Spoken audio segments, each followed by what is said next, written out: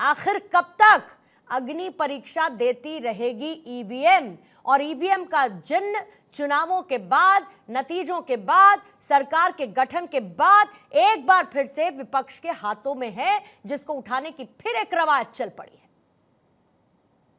देखिए, आपने शुरू में कहा कि न्यायालय में ये बात ऐसा कहा है कि ये बात सिद्ध करने के लिए कोई बातें रखी नहीं गई। मेरा पहला आर्ग्यूमेंट ये है कि कोई बात न्यायालय में सिद्ध नहीं होती, इसका मतलब वैसा नहीं होता, ऐसा समझने की कोई जरूरत नहीं।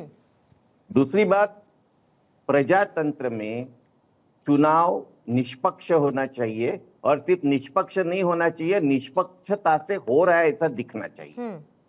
दूसरी बात, चुनाव आयोग ट्रांसपेरेंट होना चाहिए, और सिर्फ ट्रांसपेरेंट नहीं होना चाहिए, ट्रांसपेरेंट है ऐसा दिखना चाहिए। अच्छा, अब बातें आती है कि आप देख लीजिए कि 2014 में 20 दिन में चुनाव हो गए थे। अभी हम टेक्नोलॉजी में और बहुत कुछ बातों में बहुत आगे गए हैं, तो अभी चुनाव 42 दिन क्यों चलते हैं?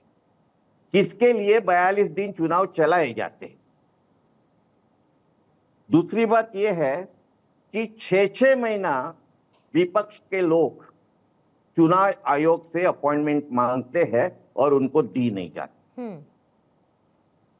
जिस प्रकार से चुनाव आयोग किसी एक व्यक्ति ने कोई आपत्तिजनक विधान किया तो उसको नोटिस देती है, लेकिन जब मोदी जी आपत्तिजनक विधान देते हैं तो चुनाव आयोग अध्यक्ष को नोटिस देता है। ये सब बातें जो सामने आती है, तब ऐसा कहने के लिए पूरा ये है कि ये चुनाव आयोग ना तो निष्पक्ष है ना तो पारदर्शक।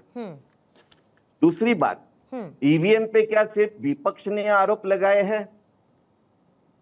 2009 में ईवीएम को आरोप लगाने वाले कौन थे? वो लाल कृष्ण आडवाणी थे। किसने बुक लिखी थी? भाजपा के नरसिया ने बुक लिखी। अभी ये सब बातें जब होती है तो मुझे ऐसा लगता है कि चुनाव पारदर्शक होने चाहिए। चुनाव आयोग का समर्थन या बात नहीं, सुनिए, बीजेपी क्यों लेती है? सुन रही हूं सर, सबका एक ओपनिंग स्टेटमेंट लेना होगा ना, उसके बाद तो हम डिटेल में सर चर्चा करेंगे ही ना, क्या दिक्कत है? एक हाँ, बोलिए ना, बोलिए आप, बोलिए, अभी आपको रोका नहीं है।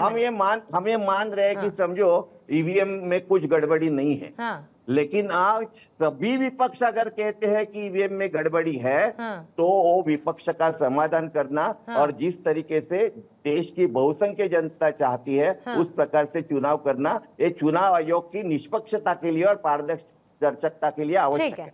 और तब आप मानेंगे कि सब कुछ निष्पक्ष है, सब कुछ ट्रांसपेरेंट है, जब आपकी बात मान ली जाएगी। क्योंकि आपने कहा कि सुप्रीम कोर्ट में कोई बात अगर सिद्ध नहीं होती है तो वो वैसा हो नहीं रहा है, ऐसा हो नहीं सकता है। खेमचंद जी, तीन बातें निकालती हूँ कांग्रेस की बात से। पहला ये कि किसकी मानेंगे आप? भाई, जब सुप्रीम कोर्ट ने कह दिया कि हम बूथ कैप्चरिंग के युग में वापस नहीं लौट सकते, चुनाव आयोग ने क्लियर कर दिया कि ईवीएम हैक नहीं हो सकता, एक बयान आता है एलॉन मस्क का, और वहां का जो चुनाव कराने का तरीका है ईवीएम के जरिए और यहां की ईवीएम में कितना फर्क। दूसरा, ये सवाल मेरा प्रमुखता से इसीलिए क्योंकि विपक्ष बार बार ईवीएम को लेकर सवाल उठाता है, इनको ये क्लियर नहीं हो पा रहा कि ईवीएम हैक नहीं हो सकता है, और यही वजह है कि राहुल गांधी कह देते हैं कि ये तो एक ब्लैक बॉक्स की तरह है, जिसमें क्या है ये कोई नहीं जांच सकता। नमस्कार, जय हिंद। नमस्कार सर। देखिए, मैं कांग्रेस के प्रवक्ता को और उनके सभी नेताओं को चैलेंज करना चाहता हूं, अगर आप ईवीएम को हैक करके दिखा दें तो मैं अपनी पर्सनल कैपेसिटी में आपको 5 लाख रुपए दूंगा। अब मैं टेक्नोक्रेट की तरह बात करता हूँ, मैं खुद टेक्नोक्रेट हूँ, सॉफ्टवेयर आर्किटेक्ट हूँ, आपको टेक्नोलॉजी की टर्म में समझाता हूँ। कैलकुलेटर आपने यूज किया होगा, आप सीनियर व्यक्ति लग रहे हैं, पढ़े लिखे व्यक्ति लग रहे हैं, तो कैलकुलेटर भी एक इलेक्ट्रॉनिक डिवाइस होता है, वो भी इंटेलिजेंट होता है, उसमें भी इंटेलेक्ट होता है, लेकिन लिमिटेड होता है। वो ना तो ब्लूटूथ से कनेक्टेड होता है, ना वाईफाई से कनेक्टेड होता है, ना ही आप उसको किसी नेटवर्क से कनेक्ट कर सकते हो। इसका मतलब वो आइसोलेटेड है, आप उसको हैक नहीं कर सकते। वैसे ही हमारी जो ईवीएम है वो कस्टम मॉडिफाइड है, इस तरीके से उनका आर्किटेक्चर बनाया गया है, डिजाइन बनाया गया है, सॉफ्टवेयर बनाया गया है कि उसमें जो लिमिटेड इंटेलिजेंस है, ना कोई वाईफाई से कनेक्शन है, ना ब्लूटूथ कनेक्शन है, ना ही किसी नेटवर्क से आप उसको कनेक्ट कर सकते हो। आइसोलेटेड डिवाइस है। जब वो आइसोलेटेड डिवाइस है तो वो ना तो सिम से, ना मोबाइल से और ना ही किसी नेटवर्क से उसको आप इस तरीके से हाईजैक कर सकते हो या फिर आप उसमें कोई भी चेंजेस ला सकते हो या हैक कर सकते हो। और उसमें जो अप्रोप्रिएट सिक्योरिटी है उसका पूरा ध्यान रखा गया है इन डिजाइन इटसेल्फ। अब ये बात आती है आपको मौके दिए या नहीं दिए, तो मेरे को याद है इलेक्शन कमीशन ने बार बार सभी को इनवाइट किया था, अगर आपके पास कोई भी फैक्ट्स है, फिगर है, या आपके पास ऐसा कोई यूज केस है, या फिर आपके पास ऐसी टेस्टिंग डिवाइस है कि आप ईवीएम को हैक करके दिखा सकते हैं, तो दिखाएं। आपको मैं बता दूं, टेक्नोलॉजी के जमाने में जितने भी टूल्स हैं, गूगल, फेसबुक, जितने भी सॉफ्टवेयर हैं, उनमें ऑनगोइंग टेस्टिंग चलती रहती है। और हमारे भी भारत के भी बहुत सारे जो सॉफ्टवेयर इंजीनियर्स हैं वो उसमें बगबूत हैं और करते हैं। खेमचंद जी, मैं आपकी बात समझ रही हूँ, आप जिस तरफ जा रहे हैं, लेकिन मैं ये कह रही हूँ, मैं ये कहना चाहती हूँ कि आपने अभी जो कुछ भी बताया, ऐसा तो नहीं है कि पहली बार साहब ने सुना होगा, पहली बार विपक्ष के सामने ये सब बातें आई होंगी। चुनाव आयोग ने या फिर सुप्रीम कोर्ट ने अपनी टिप्पणी के दौरान जो चुनाव आयोग की तरफ से बताई गई बातें हैं उनको मेंशन नहीं किया गया होगा। जो आप बता रहे हैं उसमें कुछ नया नहीं है ना, लेकिन विपक्ष ये कह रहा है कि आप अपनी जिद पर क्यों अड़े हुए हैं कि ईवीएम से ही चुनाव होना चाहिए। ये इनका मुद्दों का दिवालियापन है, ये दिखाता है। ईवीएम एक फ्यूचर स्टेक है, तो आज हम कार में चलते हैं, क्यों बैलगाड़ी में नहीं चलते, क्यों हम एसी में रहते हैं अगर हमारे पास साधन है, क्यों हम कंप्यूटर का उपयोग करते हैं, हमें पता है, क्यों हम जो हमारे इलेक्ट्रॉनिक्स डिवाइस, इलेक्ट्रॉनिक हमारे व्हीकल आ रहे हैं उनका उपयोग करते हैं, क्यों हम बाई एयर जाते हैं।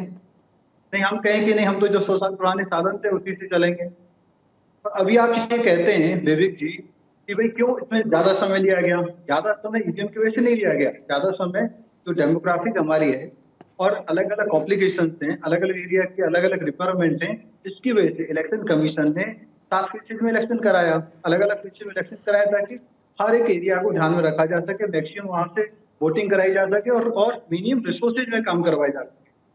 तो ये लोग बार बार और किसकी बात मान रहे हैं, एलन मस्क की, वो अपने सिनारियो में कह रहे हैं कि जो यूएस में जो वहां पे जो मशीन है, ये उनकी बात मान नहीं रहे हैं, उन्होंने तो एक बार फिर से कह दी वही बात जो ये बात लगातार कह रहे हैं। बस नतीजों के बाद थोड़े दिन के लिए शांत हुई थी बात, लेकिन ये बात तो पहले से ही कह रहे हैं ना, और इस बार तो चुनाव से पहले भी ईवीएम का मुद्दा उठने लगा था। महाराष्ट्र की सिर्फ केस की मैं बात नहीं करूंगी, लेकिन क्योंकि एक बार फिर से राहुल गांधी ने इसे ब्लैक बॉक्स कह दिया, बहुत कुछ कहा गया अखिलेश यादव की तरफ से भी इसको लेकर, और उत्तर प्रदेश में इस बार समाजवादी पार्टी का प्रदर्शन क्या रहा ये मुझे बताने की जरूरत नहीं है। ईवीएम कॉम्प्रोमाइज है, इसीलिए आपका यह प्रदर्शन उत्तर प्रदेश में नजर आया। मोदी साहब ने चुनाव जीतते ही कहा कि ईवीएम जिंदा है कि मर गई है। ईवीएम को सबसे पहले मारा लाल कृष्ण आडवाणी ने 2009 में, और जेवीएल नरसिम्हा ने, इनके एमपी ने, हमने नहीं माना। पहले ईवीएम जिंदा है। मोदी साहब ने और बीजेपी ने ये क्लेम किया था कि हम चुनाव जीतने के बाद ईवीएम का मुद्दा छोड़ देंगे, हम जीते या हारे इनरिस्पेक्टिव हम इस मुद्दे को उठाते रहेंगे, क्योंकि हमें लगता है कि ईवीएम से निष्पक्ष चुनाव नहीं हो सकता। क्यों? वजह अभी इंजीनियर साहब बता रहे थे, असल हम लोग पढ़े लिखे तो है कि गए नहीं, वो इंजीनियर बहुत पढ़े लिखे, तो इंजीनियर साहब बता रहे थे से पूछते कि आर्टिफिशियल इंटेलिजेंस और आज इस टेक्नोलॉजी की दुनिया में एलन मस्क जैसा ये सवाल क्यों उठा रहा है, और एलन मस्क तो कल ही कहा। अरे आप इंजीनियर से बात कर रहे हैं तो आप टेक्नोलॉजी उनको बात पूरी करने देंगे, उनको बात पूरी करने देंगे। खेमचंद जी अभी काउंटर नहीं सर, खेमचंद जी पहले मुझे उनका स्टेटमेंट लेने दीजिए, अभी काउंटर नहीं। रुकिएगा सर, रुकिएगा प्लीज, रुकिएगा। हम लोग पढ़े लिखे नहीं है, आप बहुत पढ़े लिखे होते हैं, हम लोग देहात से गए, नहीं देहाती लोग हैं। तो मैम सुनिए, एलन मस्क कहता है, एलन मस्क ने यह भी कहा था कि I am a fan of Modi, I am a fan of Modi. Elon Musk बहुत अच्छे आदमी थे, वाह भाई वाह। अब अगर एलन मस्क कुछ ऐसा सवाल करता है, और एक बात, हम 24 घंटा सैम पेट्रोडा की बात जो अमेरिका में ही रहता है उसको डिस्कस कर सकते हैं मैम। अगर एलन मस्क कुछ कह दे क्योंकि वो सत्ता के खिलाफ, तो हम उसको डिस्कस नहीं करेंगे। इसी को कहते हैं लोकतंत्र खतरे में है। क्यों? क्योंकि हम कॉन्स्ट्रक्टिव डिस्कशन नहीं करना चाहते।